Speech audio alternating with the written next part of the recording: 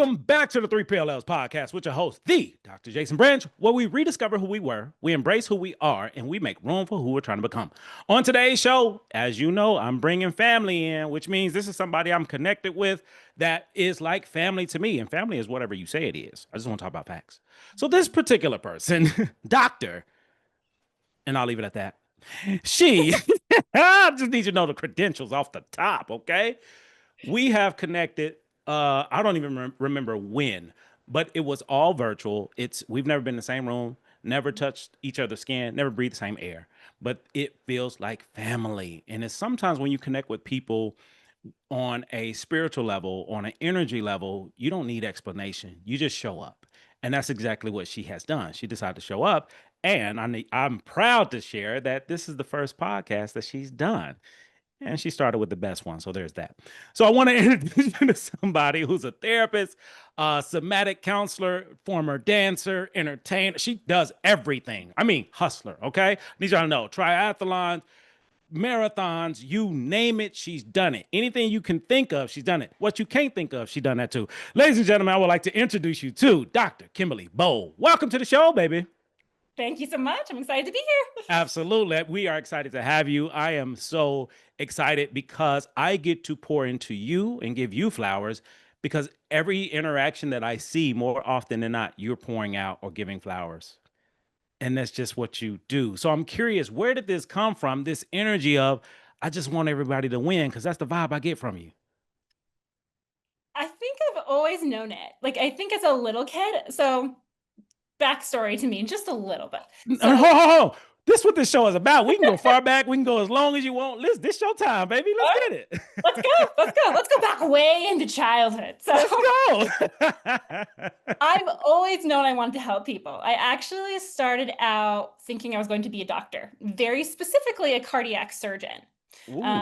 Because of some of my family members and some of the heart issues that they had. And I wanted to be that doctor that came out to like that little kid and said, your grandfather, your father, whoever that was, is going to be okay. Like, and they're going to go on and live and continue to be a part of your life. Wow. And then I learned a little bit more about the medical system and said, there's a piece that's missing in the medical system. Not that they don't do beautiful work. Yeah. I'm very grateful to modern medicine, but I wanted to be connect to people on a more emotional level. I wanted to get to know them. I wanted to hear their stories. I wanted to hold their space, like hold space for them as sacred. And so I took a hard right. Okay. Going into counseling, specifically dance movement therapy. So it's always just been an innate part of who I am. I love it. I love it. Dance movement therapy. Now, since you allowed us to go back, let's go back into that place because I have an idea what you're meaning related to medicine, the medical model versus where we are, experiential humanism. There's two different worlds, and you had a desire or an idea to go in one particular world, but it sounds like you had some experience that let you know, this may not be a good fit for me, but this is. I'm curious to learn more about that for those who may not know the difference between the medical field and the counseling field. What are some things that you noticed and made you decide to go this way? So, like I said, medical field provides so much. Like I have absolute respect for it, right? Because they look at the biology, the chemistry, like of how the human body works, right? And they come in and say, okay, how can I fix this? Right? Which is what they're trying to do, right? They want to fix it. Yeah. They are also trapped. I use this word trapped within a system, right? Just like we all are, right? Yeah. That can sometimes push medical professionals into spaces they don't want to be. Like they have to be, okay, you have maybe 15 minutes to see I'm going to use client. I don't like the word patient because that implies like long-term sufferer. That's kind of the Latin piece of it. But push, to see that person, okay, we want to make sure you get this, this, and this. But again, then there's like the Patch Adams, right? The Patch Adams of the world, right? Who took that model and said, I don't want to be trapped within that system, right? Yeah. And that's kind of what I saw and felt. Was like, I don't want that. Want that. It was this. So I guess it worked out well that I went into dance therapy because of that mind-body connection, right? It's not Uh-huh. just about the body, it's not just about the mind. It's this holistic piece, right? And taking that chance and saying, I want to look at the mind and the body. I don't have to give up the body per se. Like I can't treat Hmm. somebody for who has the flu. Yeah. I can engage with somebody on a whole person level. Yeah. I can have them dance. I can have them move. I can have them look at their nutrition and how that impacts their mental health. Yeah. That was something really special. I don't think it was like an instant, like, boom, I've got this. Yeah. Yeah. Right? It was a little bit of an over time noticing some of these pieces, even in doing my undergraduate work, because my undergraduate is molecular, cellular, and developmental biology, which is beyond fascinating. I still that science piece, right? And mental health doesn't mean I have to give up the science piece. It Hmm. means I get to take and incorporate so much more into my work. I'm not losing anything. I'm gaining so much. Plus that people connection. I keep coming back to that. That people connection, like Yes. that's so important. Yes. Oh, thank you so much. Thank you for sharing all of this because for many people, unfortunately, have the dream of being a medical doctor and they go through everything to become one and then they're miserable. Yeah, the money is great, but I hate what I do, but I got to do it because I spent so much time, spent so much money. I'm not going anywhere. And a lot of those MDs are physically present, but mentally, emotionally, spiritually, they're dead, but they're doing the work. And this speaks to that because it's an idea. And that idea doesn't consider the system around it, which you're talking about. Some people don't know the system until they're working in it. And then they see the system. And by then it's too late. What else am I going to do? Some people feel as though it's too late. The reality is it's never too late. You can do whatever the hell you want to do. These are facts. But because of the belief that I spent so much time here, I got to stay here, just like many relationships that some of us are in now. Ooh, that's been dead, but we keep watering dead plants. That might be you. And if it is, it's okay. This is why you're on this show, to listen to the things that we're sharing to help you change your life. So I need you to know, Dr. Bo, that is a level of awareness that most, in my humble opinion, many people do not have. The ability to see this idea, dream of what you want to do, and then see behind the curtain of that and decide, nah, boo boo, I'm good. I'm finna go over here and integrate dance and therapy together.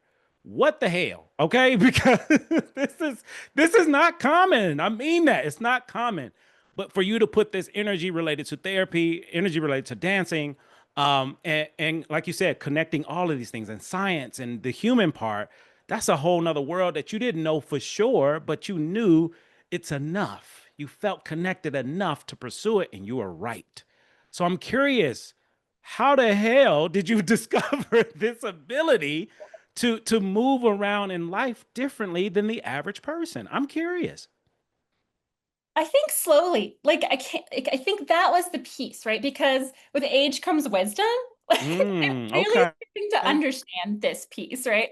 Because now I have a 4-year-old and I like get a chance to kind of even do more integration and self-reflection.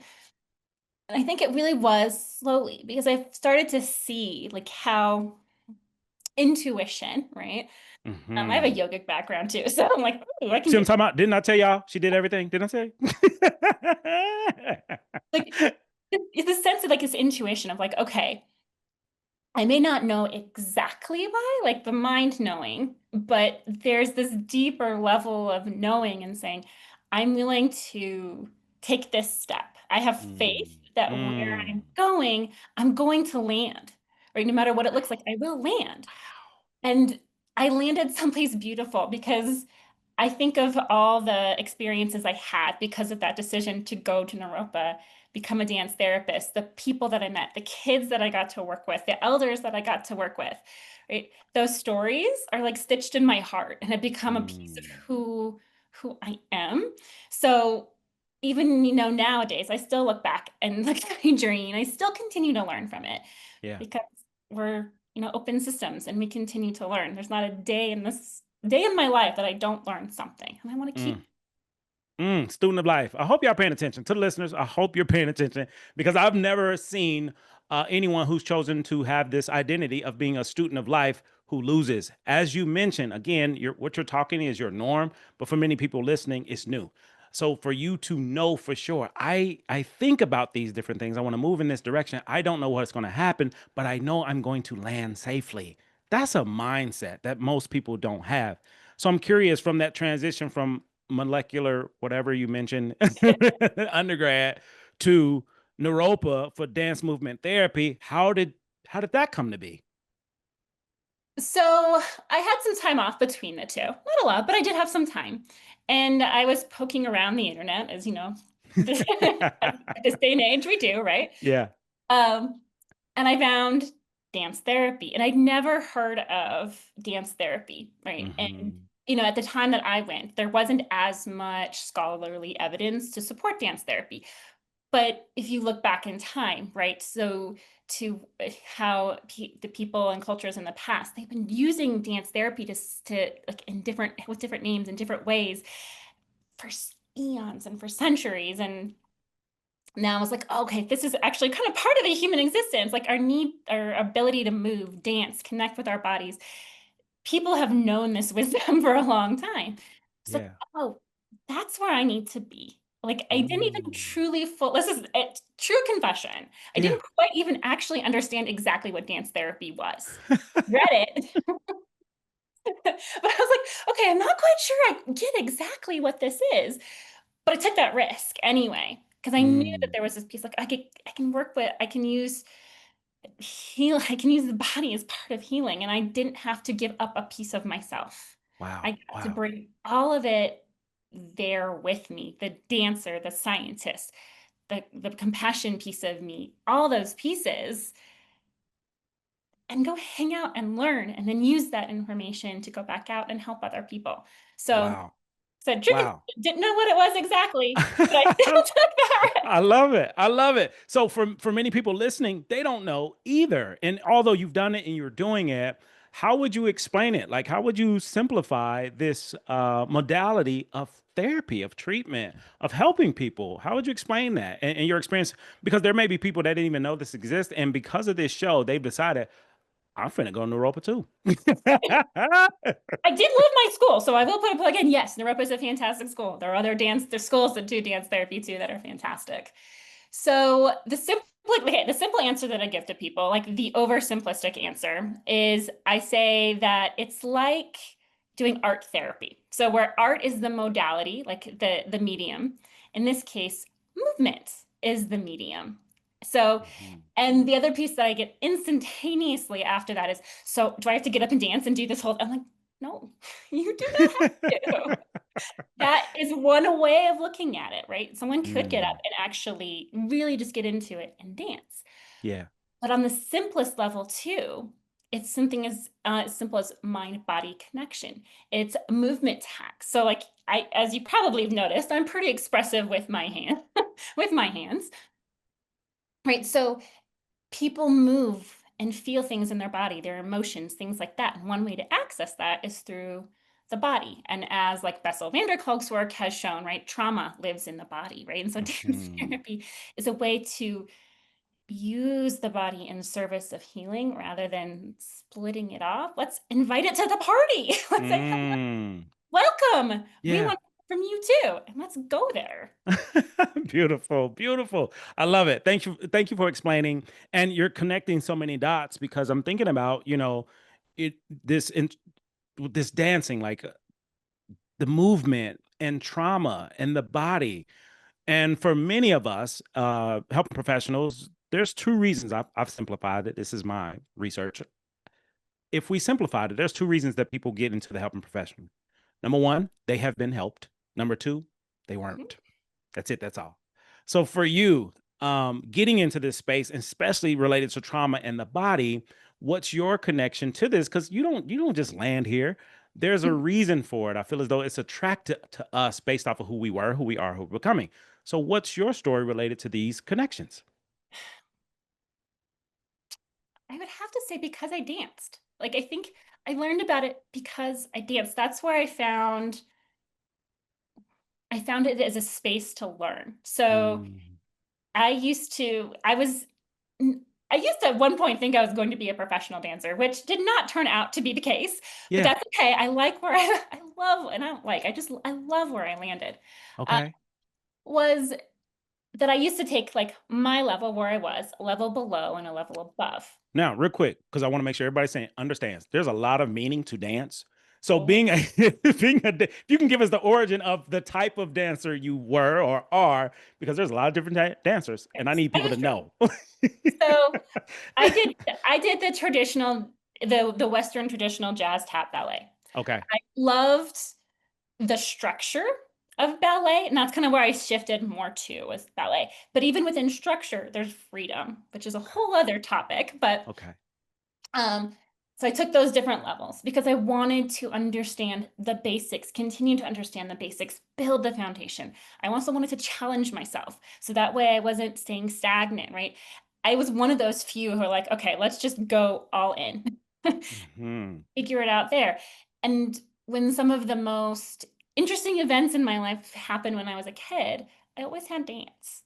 Hmm. Always come there and be present. And I think that's the thing, right? Life and change and learning happens in the present moment, right? Ooh. Ooh, time out. Time out. Time out. I need, again, this is Kimberlee all day, okay? This is just her. She's inviting you all in. That statement about being present, this is an example of a breadcrumb. For the listeners, for the newbies, for those who, the vets, the breadcrumbs are the things that's all around us hidden in plain sight. And what Dr. Bo mentioned about us being present is, I agree 100%. That's where the magic happens, but that's where we spend the least amount of time because more often than not, the time we spend is in the attic. What's the attic? In our minds, in our head. And what Kimberlee is confirming is the magic happens in the present where you are. And how often can we show up as ourselves where we actually are? You dropping gems. You blessing me. I don't know about the listeners. You blessing me. Let's go. Go ahead. Go ahead. Continue. I was gonna say, like, I think to build onto that. So one of my favorite experiences is I volunteered on the inpatient psych unit, excuse me, with veterans. One of my favorite places. And life always throws you. The funny thing is, life really does throw you curveballs. Because in graduate school, it's like, I'm never working on an inpatient psych unit. That's too far outside my comfort zone. Sure enough, I decide to volunteer, not get paid, mind you, volunteer Mm, on an inpatient psych unit at the VA. wow. Like I said, it's been one of the some of the most memorable experiences of my life were volunteering there. But one activity that I used to do with them is when another dance therapist developed an octoband. So imagine a band, a very colorful band that has, in this case, 16 arms. So there's a group of veterans, myself and some staff, and we're tossing a ball on the center of this band with arms on either side, having a blast, right? And we're looking at like reaction versus action, right? Mm, In the moment, in a way that was playful in the body and fun. And you can almost feel the energy in the unit like drop from here to here, right? mm, Those moments, because it was in the present, it was fun, it was playful, it was engaging, it was embodied. And like that's like you talk about that, I'm like, that was one of the my best examples I can ever give of yes, life happens in the moment. Here it is, feeling something different than what's been done. And what mm. does it feel like here versus here, right? Big difference. I love it. I love it. And the here and here, because some people are listening, some people are watching and listening. The hearing here is the head and heart. And that's what I'm seeing. You're looking at the head and the heart and integrating those two, which is allows you to be where you are. So I am curious because you were able to do something that many people can't do or haven't done yet. And that's pivot. So you mentioned, being in dance for as long as you have and recognizing or coming to the conclusion of, yeah, I may not do this professionally. I want to do it professionally, but something happened, something changed where you decided, okay, I'm going to go in this direction instead. And I bring this up because a lot of people have dreams and goals and desires that they work towards and it doesn't work and they get stuck in what was or what could have been and they never recover from that. And for you, you took that and you pivoted and became who you are now because of the pivot. So how did you get the courage to make a decision of I may not go pro, but I'm gonna go this way, and I'm still doing what I love, and I'm still passionate about it. Tell us more. So I think that comes back to not denying pieces of myself. Ooh, hold, time out. Whoa, wait a minute. Dr. Bo, Dr. Bo, you said you never done this before. You said you have not done it before. Denying pieces of myself. Oh my goodness, that's a bar. Guess, audience, I'm telling y'all, Gators, Gator Nation, I need y'all to hear what's being said right now because you're dropping gems. You're sharing life changing information. Again, this is just you being you. But for those who don't have access to this knowledge, you're giving it to them. So, what do you mean by this concept of basically showing up for yourself? So, right, we all have different experiences that make us who we are, right? The good, the bad, the ugly, the pretty, and everything in between. They make Mm-hmm. us who we are. Yeah. And I'll give you an example because this does kind of feed into kind of what I do. So back when I was a little kid, I keep going back into the past. It's So okay. This is a show for it. I had the opportunity to meet my great grandmother. And I was Mm, in the same space with her. Like she was in the room next door, but I was too scared, way mm, too scared, yeah. um, to do it. My dad even tried to trick me. He's like, "I'll take you for a ride in the wheelchair." Like, and I'm like, "Dad, I know exactly what you're trying to do. You're trying to trick me." Mm, And she died several days later, and I yeah. never got the opportunity to meet her. And Mm-hmm. so that experience, it still stings when I talk about it because I missed an opportunity. It did, however, impact that I went into death. Big piece of why I went into death and grief work. It also Mm-hmm. impacted then how I showed up for other people in my family who were dying so that they Mm, weren't by themselves, right? So those experiences helped make me who I am and how I show up. yeah. And all of these pieces come together and I don't want to deny them, right? I don't want the pieces that are wounded, right? I don't want to Mm-hmm. shove those into the dark. I want to Yeah. still give them their voice. I want to give the good pieces that like the sciencey pieces of me a voice. I want to give all these pieces their voices, right? Sounds a little bit like IFS, I know. Like give them their voices and find ways to give them their time to shine. And so that's kind of how I've approached that is Mm-hmm. thinking of like, okay, I may not have gone this way. I may not have been the professional ice skater that go into Mm-hmm. the Olympics or the professional dancer or the doctor. I Yeah. don't have to deny them. I just look at them and say, how can I invite you in to the dance in another way? So I don't deny you and you still get to hang out and party with me. Oh, oh my God. You giving me again to the listeners. I don't know if y'all getting this life or not, but I'm getting it. You are giving life because you have a perspective that most people don't have. And that perspective is invitation. You're inviting different aspects. Yeah, I may have wanted to do this, but I've changed and it's okay to change. And you have to give yourself permission to change. Now, on this show, organic moments happen, and this is about to be one. Because I want to offer you something, Dr. Bo. And what I want to offer you, because you're giving so much to us, I got to give it back. I want to challenge you to create a new or different narrative related to your grandmother, your great grandmother, that works better for this version of you, whatever that is. I love narrative therapy. I love story. Okay. Okay. That's my challenge. And you don't have to share it here. You know, I mean, you can do whatever you want to do it, but I want to challenge you. And the reason I say that is because that part that you may have missed, you still carry. Mhm. And now is the time to let that go and bring what you want with you and leave the pace that you don't need anymore, the piece you don't need anymore. Just like doctor, professional, same thing. You took the things with you that you want, you value, you needed, and you left what you didn't. Same rules can apply related to your great grandmother. Just my 3 cents. I appreciate the 3 cents because it's true. That experience actually paid off in the long run for other people. So that's the like that's the new narrative is that Come on. because Come of on. one thing, I showed up in other areas You and see they what I'm talking about? You see what I'm talking about? Let's go. That's what makes the show what it is. You're absolutely right. Now you got two stories. You can tell two stories now. The old Kimberlee, one story only. Man, I wish I would win that room. New story, it's all good. I didn't. I wouldn't be a deaf doula. Come on. Hey, Deaf Doula. Hey. Because that's what I heard. That's what I heard. Like there was a moment that you didn't have an opportunity to get into because of what was in your head, fear. And you took that and you're meeting people literally on their deathbed, giving them something that speaks volumes. You've done that because of what you experience. And that's the human experience. You're present, you're there, you're available. And I love it because you had to experience all you experienced to get right here, right now. The difference with you is you're aware of it. You're present.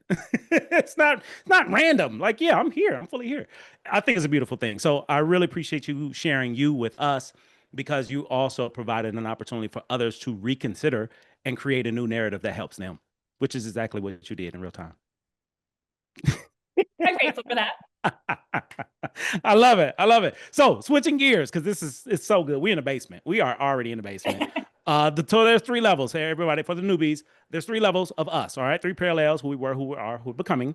Three levels relate to our house. All of us was born in a house, right? We grew up in a house, or whatever it was. You grew up in a certain place, and the house you live in now. The reason your house is the way it is because the house you grew up in. Ooh, wee, that's a word. Do something with it. Three layers of the house. You got the attic, living room, basement. The attic is where you spend your most time. That's your head.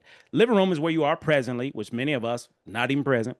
And then the basement, we don't go down there because there's a padlock on the door, and that's where all the drama, trauma, things that happen between you, your mama, and your daddy, and anything that happened to you, we throw in the basement, we lock it up, we don't go down there. However, as you're noticing on this show, Dr. Bo and I are in the basement together, unpacking things that's been hidden in plain sight for years. So imagine if you were intentional using the information you learned from here to apply it to your life, to be present and show up for you. Whoever wanted it, that's yours. Next up, we're moving to the next piece. Dr. Bo, I'm curious this integration of dance movement therapy into traditional therapy spaces. You're licensed, and then you went and got a PhD or a PsyD, if I'm not mistaken. That next journey, tell us about that because you still became a doctor, just a different one, but you're still a doctor because you said you wanted to be one when you were a kid. So how did you make this transition from dance to, hey, I want to take it to another level? Tell us more. So you're correct. Like there was still a piece of me that wanted to be a doctor. So I was like, well, you know what? Hey, I can still be a doctor of psychology. Like, Yes, indeed. Yes, me and indeed. me. And again, like this comes back to again looking at all pieces of myself. I think that's the theme for today. Like looking at myself, right, and pieces of the self. I was like, well, what could I get my doctorate in, right? That was in psychology. That was because that was something that was going to integrate another piece of me. So Uh-huh. what did that point to? Sports psychology. Nice. So Nice. my PsyD is in sports and performance psychology. So now I have the tools to sports and performance consulting with athletes. And I found that this was such an interesting time, right? Because I myself am an athlete too. I went from dance and ice skating and competitive swimming to, as you pointed out, marathon running and triathloning, right? And I saw the need there too. So now I get to do multiple things. I get to help athletes with performance, which also includes dancers and executives, right? Because that's performance aspect. But I also get to still do the mental health, the clinical side. So now I have my skill set and my um, opportunities have expanded. So I get to do Mm. other things. And that also includes integrating dance therapy and sports psychology because those two have been kind of like, and I'm like, Yeah. just do this instead. Because I'm tired. Personally, I'm tired of things being siloed. I'm like, we Mm. work to when we start to bring things together, Yes. right? We can do more Agreed. rather Agreed. than so Agreed. that's kind of what I actually did my final big project on was looking at how you can bring these things together. So again, I come back to why deny a piece of myself? Why not bring more in and let's just dive in and have some more fun and bring in that sports side so that way I can also connect with athletes because I myself am an athlete, right?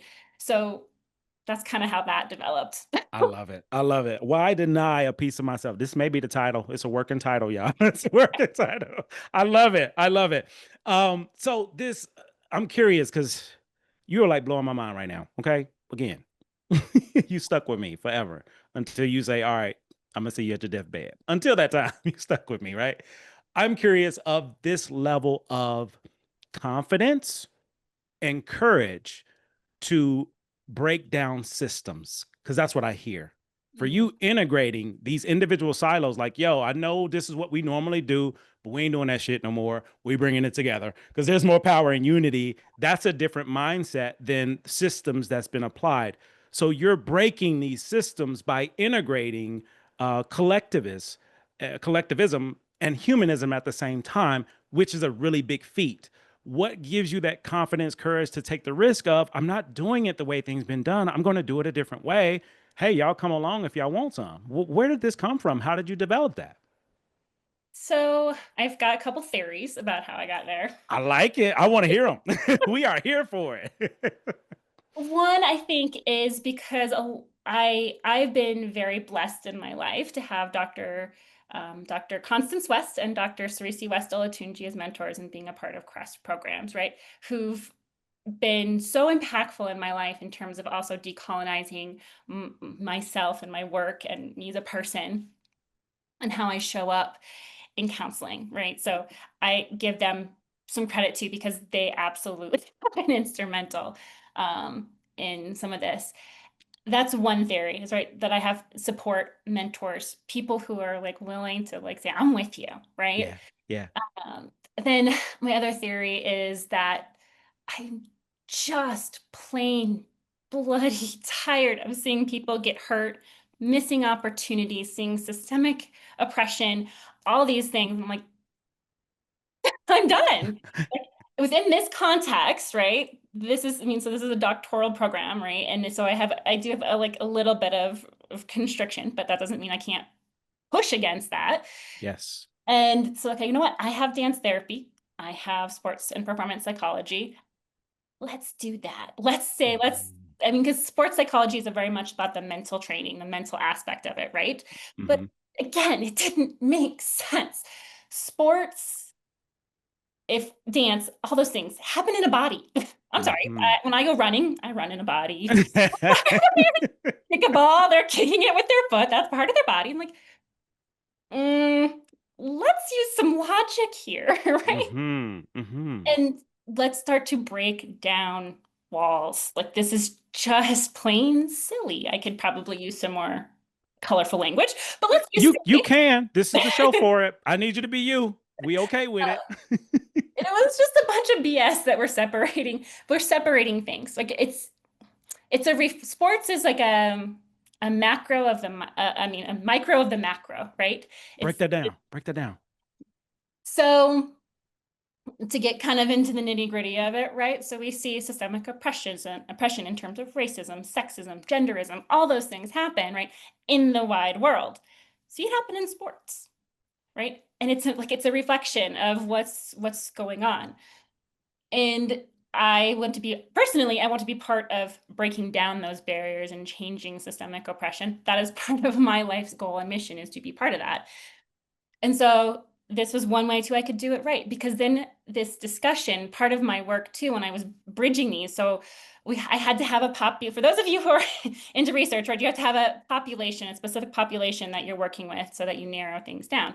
So I specifically worded my work female identifying triathletes, right? Because I Mm-hmm. wanted to look at not just what people consider biological female, but I wanted to look at trans as Mm-hmm. well. That was one way I could sneak in more of that work and try to say, hello, let's look at Mm-hmm. things differently. And even when I did my research and was pulling my research, I tried to stay as much as free as well, much as Yeah. free literature, like I get on Google Scholar, rather than behind paid walls, because not Yeah. everyone has access to that. Come on. About Come on. accessibility to things, right? So this was my opportunity within this context to start to push that, right? Because if I think about racism too, and I think about sexism and genderism and all the isms, right? They have impacts in the body. Yes. Yes. Again, like, I mean, science has shown this, right? In terms of like epigenetic, all these things, right? Transgenerational trauma, in terms of like the list goes on. Yeah. Right? And so if I can bridge sports and performance psychology and dance therapy, right? That opens up the dance therapy. If they're bridged, I can also use a dance therapy to show, hey, racism not just psychologically impacts somebody, but it also impacts the body and therefore sports performance, right? So it opens up other avenues to start Yeah. questioning and pushing the boundaries of things rather than sitting and staying stagnant and silent. I'm not for that. You are an advocate. You are an ally. I appreciate you 100%. These are the conversations that's needed and necessary. And this is the show where we can have it. Because what you just brought up, I'm so glad we were talking about it because now, in my opinion, you have an expert opinion and perspective related to what's going on in our society.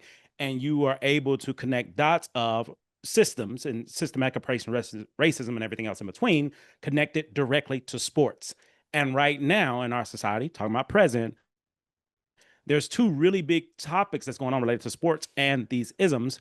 One related to the WNBA and NBA, the discrepancy with female athletes, and the second is permission or access denied to trans athletes related to different sports. So those are two really heavy hitters based on exactly what you're talking about, where it's a microcosm. So I'm curious. I would love to hear your perspective about these topics and anything you want to share to educate and yeah, educate the listeners because oftentimes we don't get to talk about this and we don't get to talk about it with people who know it, who live it, who's in it, who helps in it. So if you could share you related to these topics.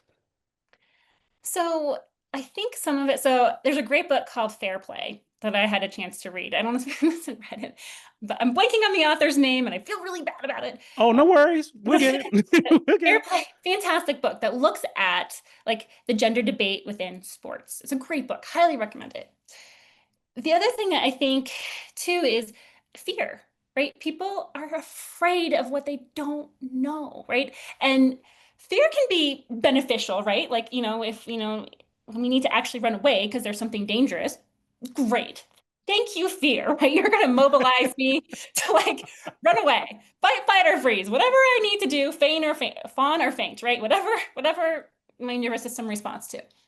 At the same time, it has this other, I'll use the word insidious side, right? That propels us to maybe make some not so great decisions, right? Because we're afraid of what we don't know. We're afraid to go out and potentially learn something instead of saying, okay, you know what? I'm willing to take a step outside my comfort zone and learn, read, ask a question, engage, right? Like we're not going to get anywhere by like taking 5 steps back. We need to take 5, 6, 7 steps, 8, 9 steps forward, right? And learn and look outside what our own perspective is. Our perspective is a perspective of one. Mm, mm. There are millions of people in this world, each with well, billions, right? Of people in this world with each with a different perspective that we can learn from, we can appreciate, we can value, even if we don't agree with their perspective. That does not mean that it is not worth hearing and engaging with and saying, okay, I want to hear from you. I want to learn from you. Right. And it's being willing to take those steps and say, hey. And I think also, again, looking at kind of the roots and the origins of where some of these things are happening, where they're occurring from, and saying, does this make sense? And again, we're coming back to asking a question or two and not staying with the status quo and being willing to say, I'm willing to take a step and change and do things differently. Yes. I love it. I love it. So I want to go a little bit deeper and let me know where we can go with this. And deeper I want to go because everything you're saying, you are preaching, you're teaching. Okay. We are in class now. We are in class. And I agree with you 100%. And I love the analogy related to billions of perspectives because you're absolutely right. And we get caught in our individual silos, again, systems, our individual beliefs or perspectives or ideas as fact, although it's not. But I can believe something so long that it becomes a fact to me, even if it's not. And what you're sharing is to expose yourself, to become willing to be curious, to learn, to lean in. And this is my assumption because you did not share. I'm assuming you identify as a white woman. And how are you, as privileged as white women are, you don't have to care. You don't have to want to build and promote and include. You don't have to do any of it. You don't have to give a shit about any of this, Kimberlee, and you know that. But you do. And I'm curious to know, despite your upbringing, background, and who you are as a person, you're doing some really heavy work to help people period. No matter the race, background, culture, creed, whatever, you're helping people and you don't have to, but you choose to. What's the reason that you decided to do this? Especially in your position where you don't have to. So you're 100% correct. I do identify as a white cisgender female. So you're right. I have the privilege, right? Like anyone's familiar with like the invisible knapsack, if anyone's heard that or read that Come piece. on, teach now. Come on, Dr. Bo. Right. I carry this bag right back here, right? This invisible bag. I've got a lot of privileges and I fully own that. So right, I don't have to care. I don't have to do anything. And yet I do because I don't want to be a part of the problem. I don't want to continue to walk around with this invisible backpack and say, right, I don't have to care. I can just walk by, like, right? Like, I don't want that. Right. I've seen how that works. And I don't want to be a part of that. I want to be a part of the change. And to be that, one requires vulnerability. I think that's a huge one. I mean, vulnerability is really important just in life, right? Admitting that when I make a mistake, right, I'm not perfect. When I was a kid, I had a goal to be perfect. That didn't quite work out, right? That's where self-compassion comes into play, right? That's Kristen Neff's work, but right, being vulnerable and willing to put some skin in the game, right? It's not about, right, like about saying, staying safe in my little bubble, which I could, right? It's about being willing to step in and say, all right, let's go. Yeah. Yeah. And, I'm willing to lose something. I'm willing to lose and risk privilege. Fine, great. Great. And let's go, right? It's being that in that space. I also, because I do that with people, but I also want my 4-year-old, right? He's multicultural. And I want him to grow up in a world too, where he's appreciated and valued. I want other little babies right, to grow up where they don't have to step out their front door afraid that they're going to get shot, afraid that somebody is going to walk up and deny them something because of the color of their skin or how they identify in terms of gender or sexuality. That's BS. You are in the right place. You are in the right place. I appreciate you. I value you. I agree with you 100%. Thank you for sharing your story, your truth, your compassion, your integrity. And for those listening, I need you to see a different type of person that you all now have access to. Everybody ain't got access. Okay. Everybody don't have access, but right now you do.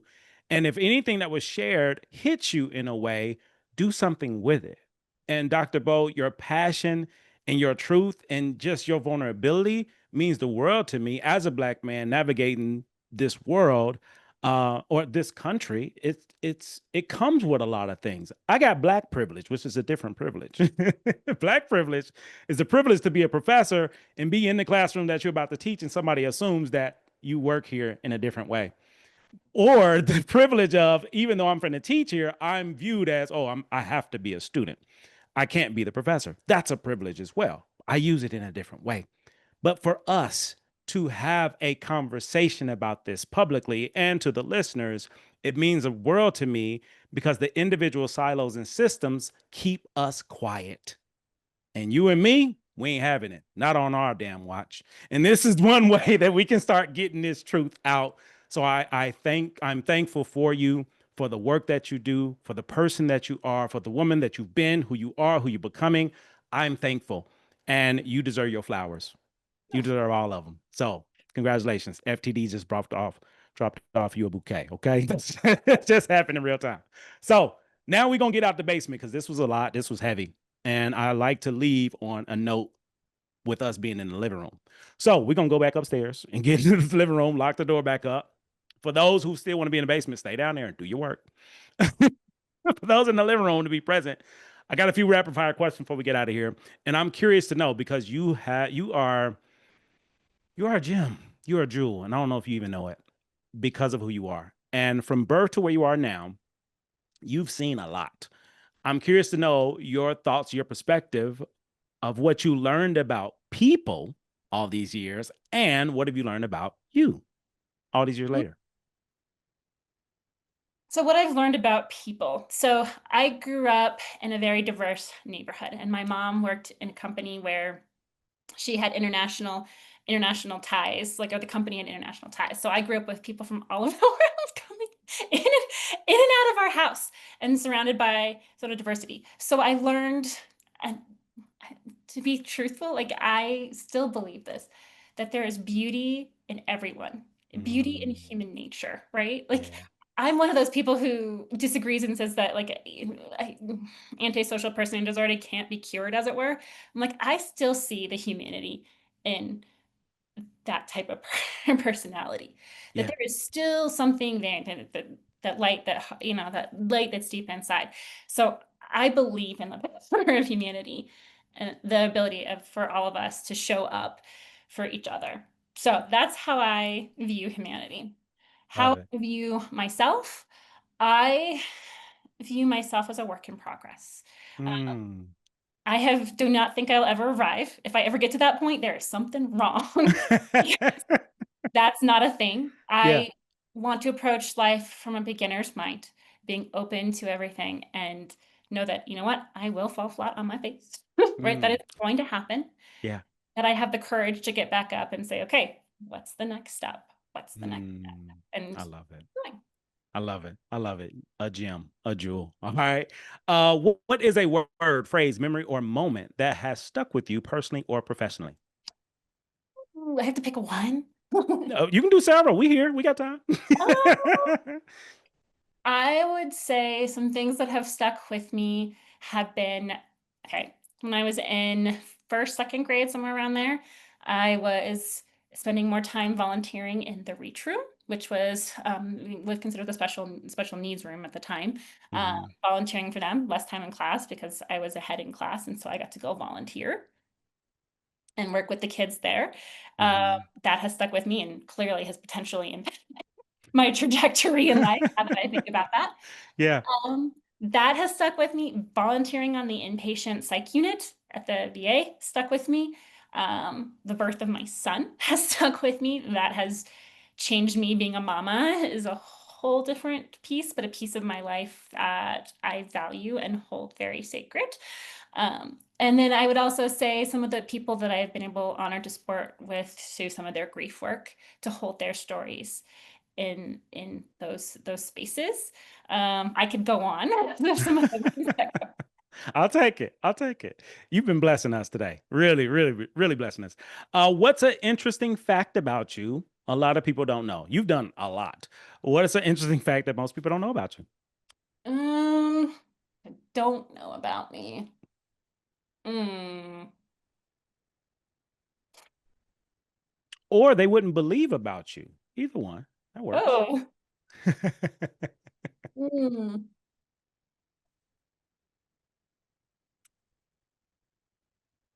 The one that I usually use, but I don't feel like but I We'll say, take it. We'll take it. but it's like I love French history. Okay, that is unique. That is about you. Listen, we're not looking for perfection over here. We're looking for human beings doing human things. Okay, so that's something I didn't know. Thank you for sharing. Thank you for I love sharing. French history. I have no idea why, but I find that time, especially right before the revolution, really fascinating because there was a lot of change in a short period of time, and what was going on was just fascinating to me. But I love Hmm. history in general, and because so Love it. Just curious. Are there similarities, parallels, or opposites of French history versus U.S. history? Do you notice anything? I think there are a lot of parallels, and I think there are some stark differences just because of like the culture. But in terms of, like right, if you're thinking revolutions, like a lot of the same ideals kind of held true. It's just how they went about it. Yeah. So, and then you look at colonization and things around that and how that impacted. That's a whole other topic. But I do, Yeah. I do see some parallels and I do see some differences as well. Gotcha. Gotcha. So for those who are not familiar, opportunity knocks. All right, couple more. We're gonna get out of here. Three parallels is the name of the show. So my question relates to how would you describe yourself? It could be a word, it could be a statement, it could be an idea, it could be whatever you want. But if you were to describe three versions of you, who you were, who you are, who you're becoming, how would you describe those three individuals? Um, Past journeying, present. Okay, funny word, sparkling. I used that word in my CREST programs interview. They asked me to Mhm. describe my personality. I'm like, I'll go with that one for now. And then becoming, I would like to come back to, I think, journeying. I would like to continue that. And it's going to look different. It's going to be different, I know. But I really love the idea of journeying because journeying Mm. can imply so much, right? It can try different destinations and different experiences and impacts. And so I think I like the idea of going back to journeying too. I love it. I love it. I'm here for it. And we just had a journey together. You just had a journey with this experience. Listen, your words are powerful. You speak it, you speak life. So, last thing is life work. On this show, as a professor, I don't give homework. Homework was from elementary school, right? I give life work. And life work is work that you can do to help you pivot, help you shift, help you change perspectives. And every guest on this show usually leave with some life work. So, is there some life work you want to share with the audience, the listeners, in order for them to potentially pivot? I would say there's two pieces to this. Okay. One is experiment with vulnerability, right? Experiment with being vulnerable within a safe context, right? There are some spaces I will acknowledge that it is not safe to be vulnerable, right? Mhm. In places that it is, try it out, test it out, just like little bit of and see what it feels like, right? Yeah. Yeah. Experience that and see how that impacts you. Like notice in your body, right? Not just in your head, but notice in your body. How does that feel? The other piece I would suggest is play around with self-compassion, right? Because oftentimes we are very hard on ourselves, right? This goes back to like sometimes the dominant culture can teach us to internalize, like be critical of yourself. That's where we all, develop an inner critic, right? Mhm. Give that inner critic a little bit of a time out and say, thank you very much. And see what it would be like to say to yourself, you know what? We're all imperfect. That's part of humanity, that it's okay to make mistakes. I'm here with you. Show yourself that love and that compassion that you're due. And I use compassion versus empathy, right? Because empathy is that connection, right? Compassion is an action, Mm. not Mm. just connecting, but actually give yourself that space and say, you know what? It's okay. I'm not perfect and I'm okay. Love it. Love it. To listeners, I hope y'all got it. Gators, baby gators, salamanders, I hope y'all getting this. This is some really powerful, impactful information. And it's a new information. It's a perspective that will allow many of us to adopt it to shift and change.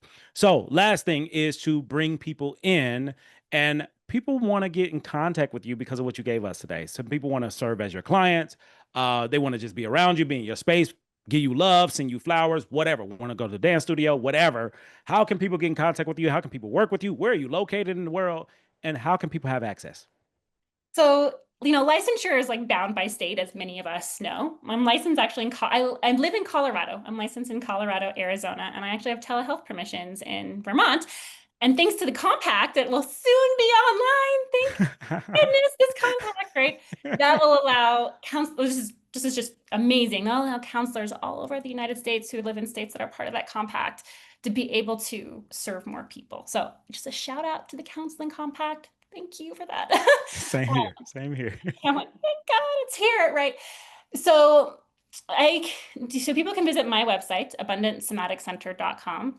Email me at info@abundantsomaticcenter.com for counseling. Cool thing about sports psych, however, is that there is no state boundaries. Sports psych, because it's Mm. not counseling, it's coaching, can cross state lines. I actually see work with people internationally. So it's kind of cool, right? But you have to be very aware, right, between counseling and sports psych coaching, right? Two different things. But visit my website. I have I launched a newsletter this month, starting Come this on. month. Yes. Um, I've actually started creating free downloadable resources for people on my website that I'm really excited for. And I even have a book in the works. I don't have an announcement on when it'll be ready. Yes. Speak, please speak it. Because we're coming to get it. We're coming to get whatever you put out. Speak Yeah, on. but it's a like so I haven't actually so y'all are the first to actually hear about it. So Let's congratulations. go. It is a combination of using, again, I don't want to define myself by one. So it looks at using mental health and it also looks at using sports psychology and provides exercises after each chapter looking at different things. Also uses research so that people know that I'm not making stuff up, that what I'm saying is actually legit. And it also brings a little bit of a more decolonized perspective as well. So soon to soon to be released here probably by the end of the year, most likely. All right, y'all heard it here first. Y'all heard it here first. Reach out, gain access, go ahead and pre-order the book, jump into the newsletter, dive into this world because if this episode, if Dr. Bo has impacted, inspired you in any way, tap in to get more. She's giving it out. I'm telling y'all, she's giving it out to whoever want it. She got enough to give. And I really appreciate you giving of yourself to us during this time. So as we close out, any final thoughts, anything else you want to say before we close up? Well, I want to say thank you to you. This has been an awesome first podcast experience. I've had a blast. And to the listeners, thank you. Thank you for listening. Thank you for engaging.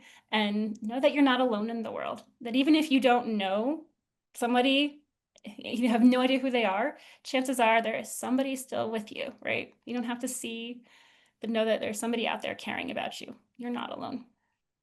Love it. Love it. And I got to end by giving you even more flowers. Compliments of FTD.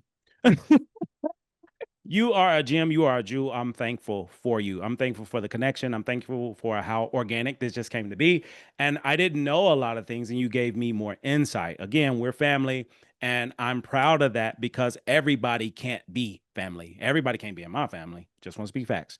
But you are, and I'm thankful for that. And now we're connected. And any way I can support, serve, I'm more than willing to do that because all you do is support and serve. Like, I don't even know what you do for you because everything is service, is giving, it's changing, is shifting, is challenging in the most loving and respectful way possible because you understand humanness, because you allow yourself as a recovering perfectionist as well.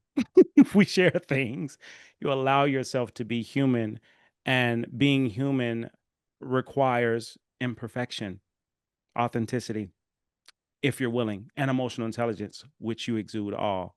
And I really just appreciate you for being you. You have been a gift, a blessing to the podcast and to the listeners. This is real. Okay. We don't do this shit for TV. We don't do this for the podcast. We do this anyway. We're just inviting you in. This has been another episode of Three Parallels Podcast with your host, the Dr. Jason Branch, where we rediscover who we were, we embrace who we are, and we make room for that silverback gorilla on the way, baby. This concludes our episode. Take care of you. And if you don't, I'll see you in heaven or hell, wherever we end up. Peace.